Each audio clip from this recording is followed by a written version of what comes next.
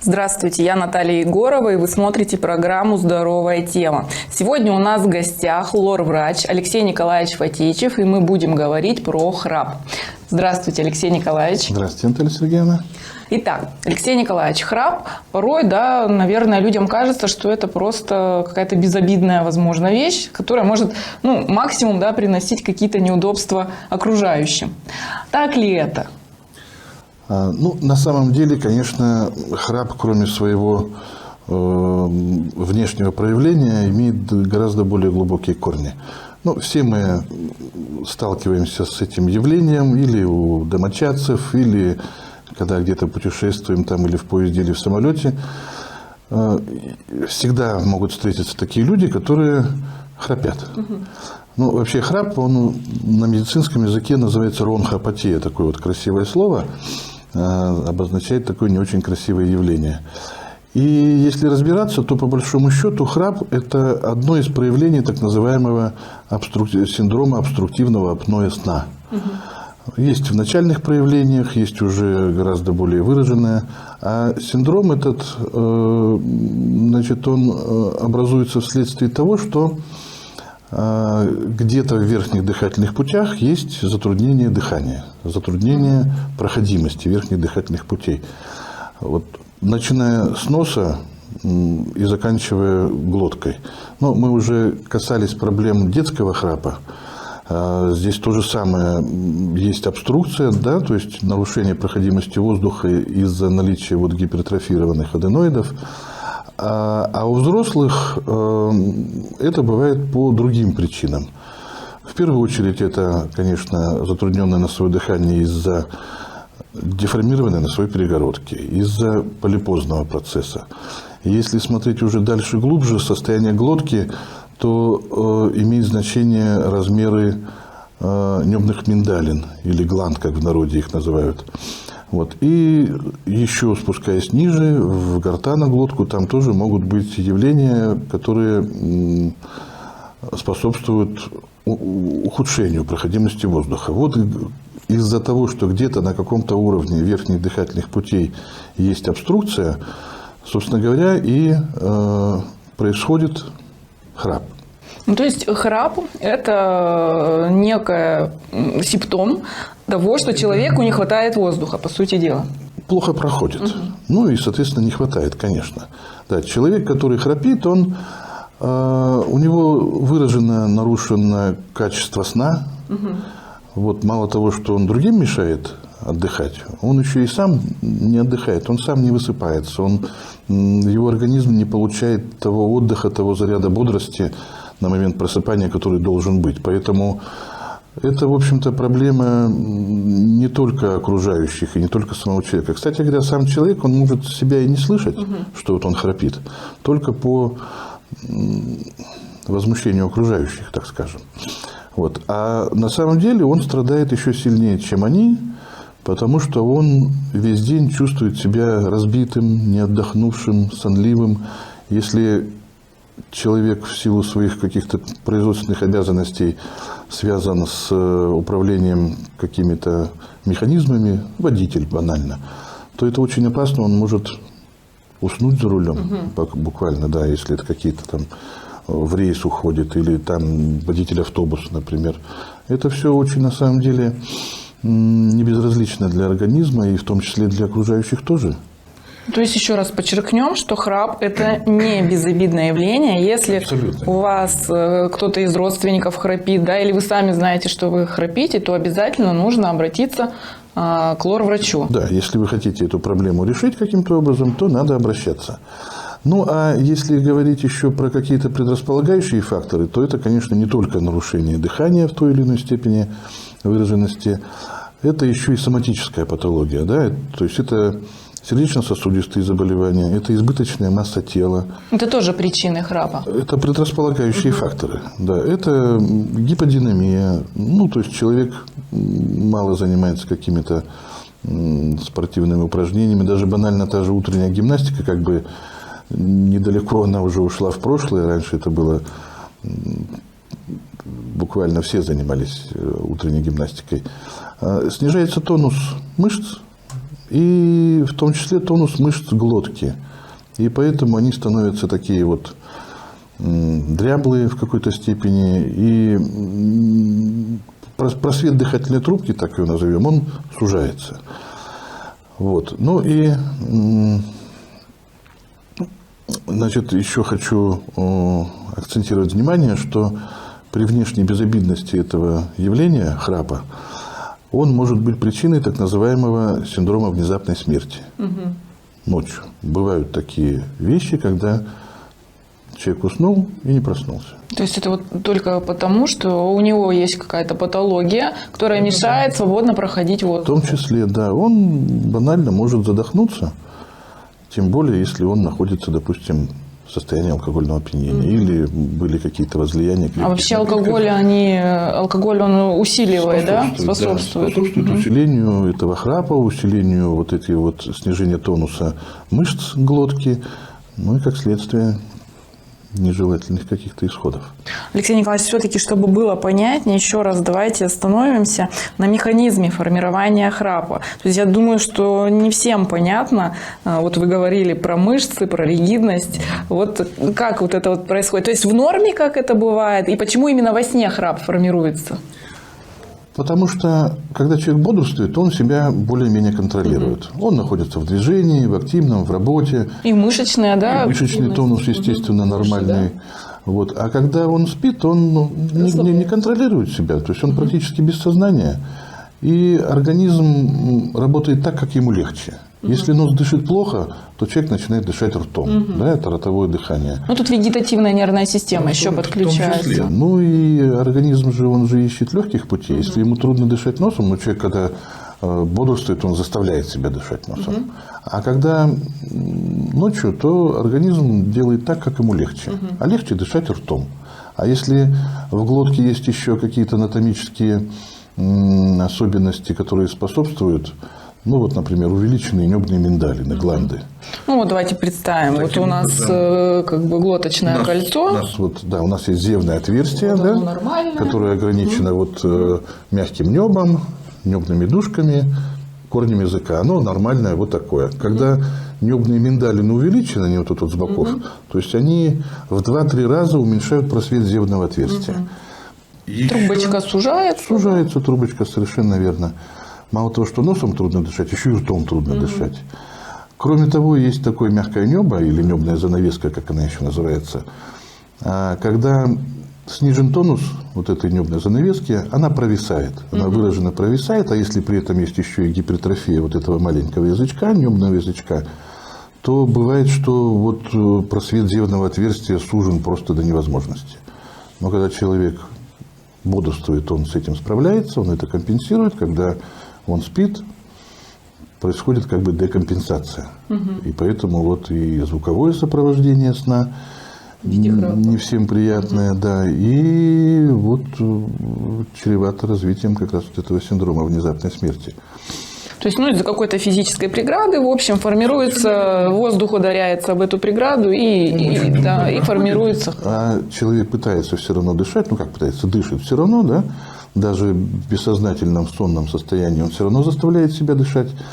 И при этом еще вот эта вот небная занавеска, которая провисшая из-за сниженного тонуса, она вибрирует. Но уж если еще и вот этот небный язычок, там, конечно, звуковое сопровождение, как у взлетающего авиалайнера.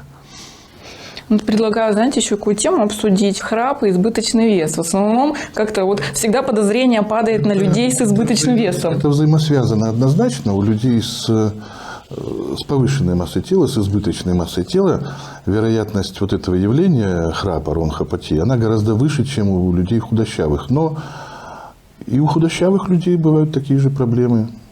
То есть человек нормальный, стройный, но тем не менее в глотке есть проблемы, которые... Ну, то есть есть вот структурные проблемы, да, ну вот, допустим, увеличение небных миндалин. Ну, это анатомически. Да, ну, да, это одно. А вот при избыточном весе, допустим, нет увеличения небных миндалин, но у человека есть храп. Вот тут за счет чего это формируется? За счет сниженного тонуса. За счет сниженного тонуса мышц глотки. Ну, и, как правило, у людей с избыточной массой тела, тучных людей, у них как правило, мягкое небо, вот эта небная занавеска, она у них провисшая в любом случае. Бывает так, что при осмотре даже не видно самого зевного отверстия. Все закрыто. Это надо очень хорошо постараться, чтобы его увидеть.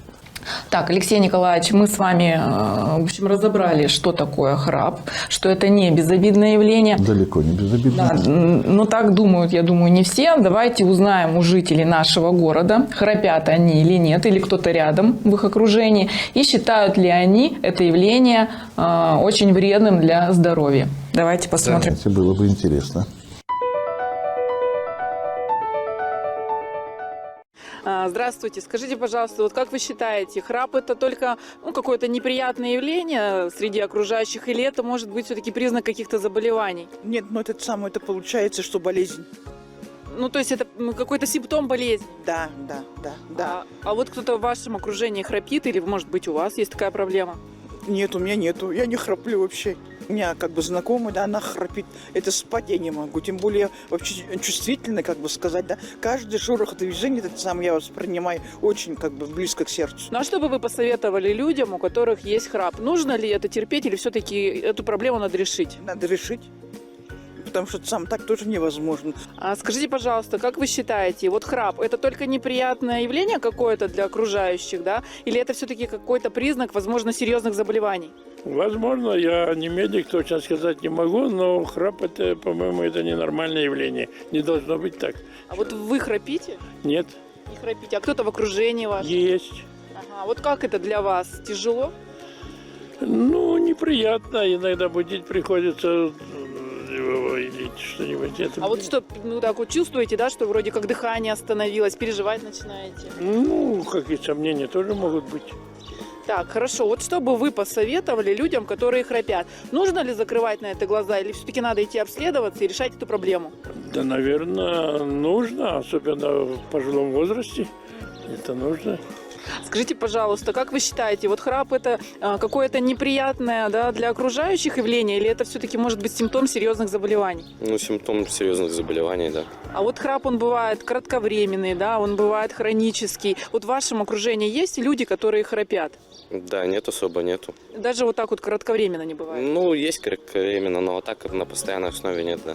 Ну вот если человек храпит кратковременно, вы бы, допустим, не стали переживать. Но если будет хронический храп у кого-то из ваших близких и родных, вы начнете беспокоиться? Да, ну, я посоветую сходить к врачу, да. Все-таки посоветуете, не закрывайте на это глаза? Ну да, конечно.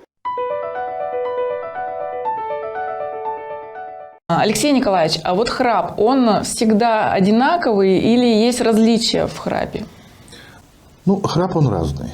Бывает он, конечно, эпизодический на фоне каких-то кратковременных заболеваний, тех же вирусных инфекций, когда плохо дышит нос из-за влияния респираторного вируса. Отек формируется, Отек да? слизистой оболочки полости носа, человек вынужден дышать ртом, тем более, что почему-то у нас не все предпочитают нормально, так скажем, пользоваться сосудосуживающими препаратами для снятия отека, считают, что это вредно, применяют только один раз в сутки, боясь привыкнуть, хотя это... есть такая опасность, конечно, привыкания, но если несколько дней это не недолго страшно применять, это не то, что не страшно, это нужно. Это нужно. Вот в тех ситуациях, когда применяют недостаточно активно, вынуждены дышать опять же ртом на время вирусной инфекции. Вот этот храп, он такой эпизодический. То есть это не страшно? Это Нет, не страшно, это нормальное явление. Это приходящее, да. Храп, который уже связан с какими-то анатомическими особенностями, он, конечно, бывает уже гораздо более длительный, хронический. Сначала зависит от положения тела еще, преимущественно на спине, находясь, люди храпят. Если поэтому на бочок кто-то подтолкнет, вот так скажет на бок перевернись, храп исчезает. То есть это еще легкая степень, так скажем. То есть храп на спине при повороте на бок исчезает, это легкая степень, может. Не на животе, да, это легкая степень. Это примерно тогда. А если храп уже в любом положении, то это уже, конечно, более тяжелая степень, вторая и третья. А вообще так, чтобы на основании каких-то объективных данных степень устанавливалась, для этого проводятся специальные исследования. Это называется сомнография. Человек во время сна исследуется врачами на предмет вот адекватности ночного дыхания. В специальных лабораториях СНА это проводится. Вот у нас в Иркутске тоже такое есть. И специалист называется сомнолог. К человеку присоединяются различные датчики, которые в конце сна выдают, так скажем, всю информацию о состоянии организма как во время сна, так и после. Здесь учитывается и сатурация, так называемое слово уже для нашего населения знакомое в связи с пандемией. Ну да, я думаю, это уже все знают, что это такое. Расшифровывать не надо. Вот. И содержание углекислого газа. А громкость храпа в децибелах измеряется. Да, кстати, громкость храпа, она измеряется в децибелах. тоже может быть измерена. Конечно, имеет значение. Продолжительность храпа, продолжительность эпизодов задержки дыхания и, опять же, измерение сатурации в это время, ну и так далее. Глубина сна, то есть проводится еще и энцефалография одновременно. И вот на основании данных вот этой сомнографии делается вывод, насколько выражена эта проблема, в какой степени выраженности, средней тяжести, тяжелой. Ну и на основании этих данных даются рекомендации. Или для попытки консервативной терапии, или уже когда надо только оперировать. Так, хорошо.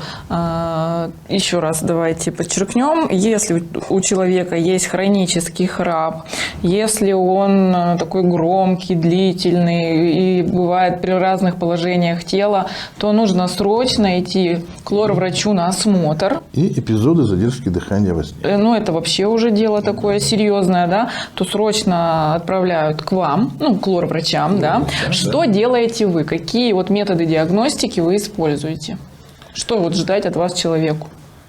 Ну, это сбор жалоб, сбор анамнеза, то есть насколько давно этот человек болеет, имеется в виду эта проблема, и насколько она интенсивная, с чем это может быть связано, выяснение наличия фоновых заболеваний каких-то, и уже детальный осмотр именно верхних дыхательных путей на предмет поиска причин для обструкции, для нарушения проходимости воздуха через верхние дыхательные пути. Это осмотр, получается, внешний. Это осмотр внешний, это эндоскопия лор-органов. И, конечно, еще и учитываются результаты вот этой, или если их нет еще результатов сомнографии, то человек направляется на сомнографию для того, чтобы выяснить, насколько выраженно страдает организм во время сна. Так, а какие-то снимки делать надо? Если есть подозрение на патологию, допустим, околоносовых пазух, которые тоже могут влиять на качество носового дыхания, и все опять же туда, то, конечно, направляется человек на детальное изучение пазух. То есть, может быть, какая-то опухоль, быть? Может быть и опухоль в полости носа, потому что просто при обычном рутинном осмотре полости носа всю ее осмотреть невозможно. Это надо или дополнительные методы исследования, или вот такое глубокое эндоскопическое обследование. Но все в комплексе. Для того, чтобы уточнить состояние пазух, человек направляется на МСКТ. Самый информативный на сегодня метод исследования.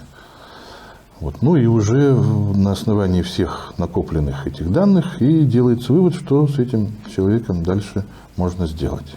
То есть все индивидуально, да? Все индивидуально, нужно конечно. в любом случае обращаться. Какие-то стандарты, конечно, обследования есть, но человек сугубо индивидуален, поэтому в каждом случае по-разному можно принимать решения.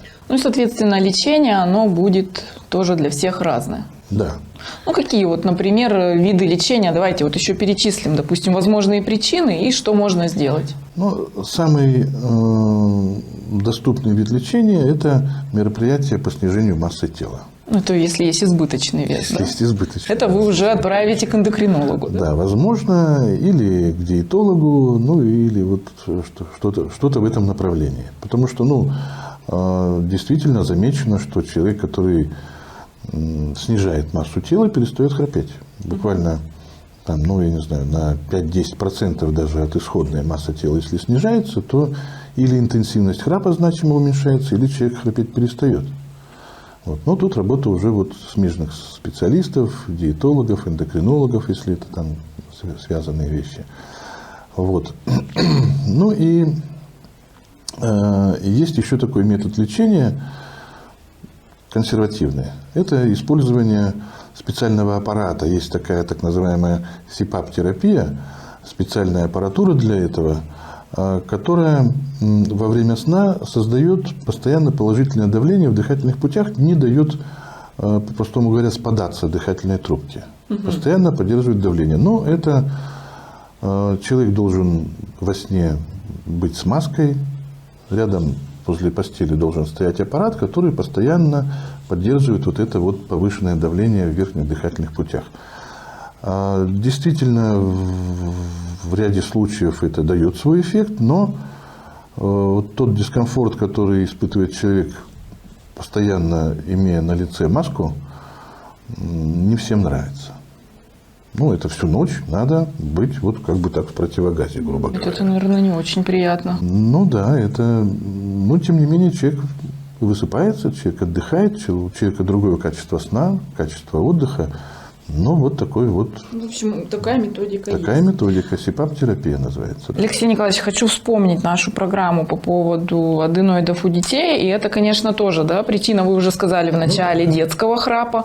Вот давайте вот это еще раз напомним, потому что тема очень серьезная. То есть, если храпит ребенок, основная причина – это аденоиды, и их надо лечить. Гипертрофия, да, это вот образование лимфоидного кольца глотки, это глоточные миндалины или аденоиды и небные миндалины. Зачастую это все происходит одновременно. Вот. Но здесь консервативная терапия, как правило, неэффективна. Пытаются, конечно, люди избежать операции, родители своего ребенка, да?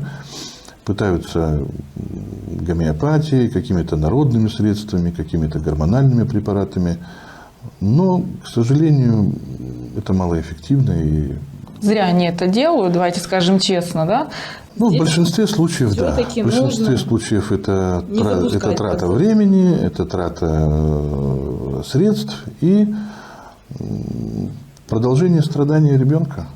Так, и я хочу вспомнить про вот вашу уникальную методику. Это лечение холодной плазмой, да? Ну, это метод оперативного вмешательства, да. Это уже метод, с помощью которого происходит удаление вот этих гипертрофированных лимфоидных образований, аденоидов и выступающих частей небных миндалин. У детей полностью миндалины удаляются крайне редко, по очень строгим показаниям. А вот для того, чтобы увеличить, восстановить просвет зевного отверстия, удаляются только выступающие части миндалин, которые мешают. А остальная часть миндалины, она остается в миндаликовой нише в организме и продолжает спокойно работать в системе иммунитета. Ну, я знаю, вот эта вот методика лечения, у нас, по-моему, в Иркутске только вы, да, ее проводите? Холодноплазменная, к сожалению, да, только у нас такое оборудование. Больше в области ни у кого нет. Да, я вот читала, многие люди едут в Красноярск и даже не знают, что можно вот у вас это провести процедуру. Почему хочу на этом остановиться? Потому что это очень серьезная, еще раз, ситуация, и очень часто она встречается у ребятишек, и она намного серьезнее, чем порой кажется родителям. Да, это все вышесказанное по поводу реакции организма на некачественное дыхание, все это можно отнести к детям. Ситуацию усугубляет то, что дети развиваются, им надо развиваться как в физическом плане, так и в интеллектуальном, в плане познания мира, обучения. А им это мешает, им это выраженно мешает. В общем, детский храп – это серьезная проблема, поэтому обязательно обращайтесь к лор-врачам. Так, Алексей Николаевич, хорошо, про детей мы с вами вспомнили. Давайте продолжим. Может, еще какие-то есть методики лечения? Ну, есть на самом деле различные методики консервативного воздействия вот на причины храпа, на свое дыхание. Это различного рода приспособления, которые должны улучшить, ну, в частности, на свое дыхание. Есть такие, не знаю, как их назвать, приспособления по типу такого лейкопластыря, что ли, так скажем, для каких-то таких полосочек клейких, которые наклеиваются вот так вот сюда на спинку носа и нужны для того, чтобы как бы приподнимать крылья носа, для того, чтобы вот увеличивался просвет входа в полость носа. Это как типа тейпирование? Вот что-то типа того, да. И вот, то есть вот так вот ноздри постоянно расширены, и ну, некоторым людям это помогает. Особенно тем, у кого там деформация в передних отделах, допустим, носовой перегородки. Вот. Есть методики, когда такие полосочки из эластичного материала как бы вживляются в мягкое небо. Вот они вот несколько штук, 4-5 в мягкое небо вживляются, и они за счет своей вот эластичности, упругости, вернее, так скажем, они не дают этому мягкому небу опускаться и вибрировать. Ну, они в ткани вводятся. Это то есть это делает только врач? Да, это врачебная манипуляция. Вот. Но зачастую это мало. Да, есть еще такие спреи, которые перед сном человек должен забрызгать себе в рот, и они каким-то образом повышают тонус мышц и вот способствуют уменьшению храпа, но это надо делать каждую ночь буквально на протяжении всей жизни. Вот, поэтому все это, конечно, методы не так эффективны, как хотелось бы, и малопопулярные, включая вот эту вот СИПАП-терапию, когда человек спит с маской, с противогазом, грубо говоря. В общем, это что-то типа симптоматическое, да, лечение? Снимает, пытается снять храп, но причину мы не вылечили. То есть надо все-таки найти причину и ее воздействовать на причину, да. Поэтому можно уже перейти к хирургическим методам лечения храпа. И естественно, что вначале должна убираться причина. Если человек плохо дышит носом, значит, надо носовое дыхание восстановить. Если деформирована носовая перегородка, ее надо подкорректировать, сделать коррекцию носовой перегородки. Если есть какие-то полипозные процессы, соответственно, удалить полипы из носа. Если у детей, опять же, те же аденоиды и миндалины, соответственно, оперативное вмешательство. И у взрослых тоже, кстати, достаточно часто бывает. Ну, аденоиды – это казуистика у взрослых, хотя встречается. А вот гипертрофия небных миндалин бывает достаточно часто. Ну и, естественно, оперативное вмешательство, целью которого ставится расширение зевного отверстия и уменьшение вот этой вот гипотонии мягкого, этого небного язычка, мягкого неба. Проводится иссечение вот этой провисшей части мягкого неба примерно на уровне корня небного язычка. Делается это обычно или с помощью лазера, под общим обезболиванием, естественно, человек просто так это не выдержит, или с помощью лазера это делается, или с помощью вот метода холодноплазменной хирургии. То есть это тоже можно у взрослых применять? Да, это тоже можно делать. Это тоже будет бескровно. И можно, и нужно. И нужно, потому что это бескровно. Вот на месте удаленного фрагмента вот этой провисшего мягкого неба возникает со временем, формируется рубец. Рубцы – это плотная достаточно ткань, ну и зевное отверстие увеличивается в размерах. И большая часть людей, я вам скажу, процентов, наверное, 80, может быть, даже больше, которые перенесли эту операцию, они храпеть перестают. Даже не будучи, не озаботившись, так скажем, снижением массы тела.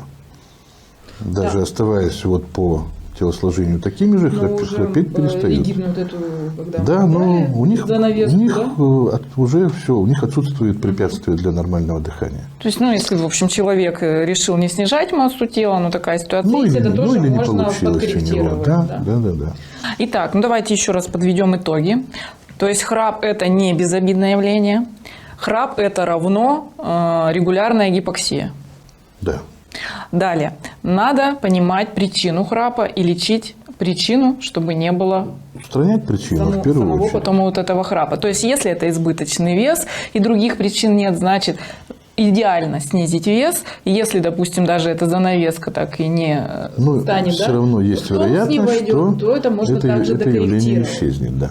Да, кстати, я как эндокринолог ставлю свои 5 копеек. Гипотиреоз тоже, наверное, это достаточно-таки часто. Сахарный диабет. Значит, вот если есть какие-то гормональные нарушения, пока мы это не откорректируем, соответственно, организм сам не восстановится. Это желательно корректировать, конечно. Так, и если есть какие-то преграды механические, анатомические, то есть деформация, перегородки, миндалины, гипертрофированные, может быть, опухоли какие-то, то это надо диагностировать и решать вопрос по поводу оперативного лечения. Ну да, здесь консервативно ничего Если не у делаешь. вас деформированная перегородка, клей, не клей эти тейпы, да, расширяй, не расширяй ноздри, внутри вы этого не сделаете, да, и это нужно... Конечно. И никакими каплями, никакими спреями, естественно, ту же деформированную перегородку не исправить. Это Поэтому, костно-хрящевая структура, только оперировать. поэтому самый главный вывод сегодня из программы – храп. Если есть храп, значит, надо идти к врачу. Совершенно верно. Так, хорошо. Алексей Николаевич, спасибо большое за интервью. Вот очень было, правда, интересно. Ваши пожелания нашим телезрителям? Ну, как обычно, крепкого сибирского здоровья и не махать на свое здоровье и своих близких рукой, не говорить эту банальную фразу «думали, пройдет», обращаться, как только возникает понимание, что это уже надоело, что с этим жить надо прекращать. Ну, я имею в виду, что это прекращать надо для нормальной дальнейшей жизни. Вовремя обращаться. Благодарю вас за интервью. Надеюсь, мы еще скоро с вами опять увидимся и еще что-то такое интересное обсудим. На сегодня наша программа заканчивается. Я, как всегда, желаю всем здоровья, берегите себя и своих близких. До новых встреч!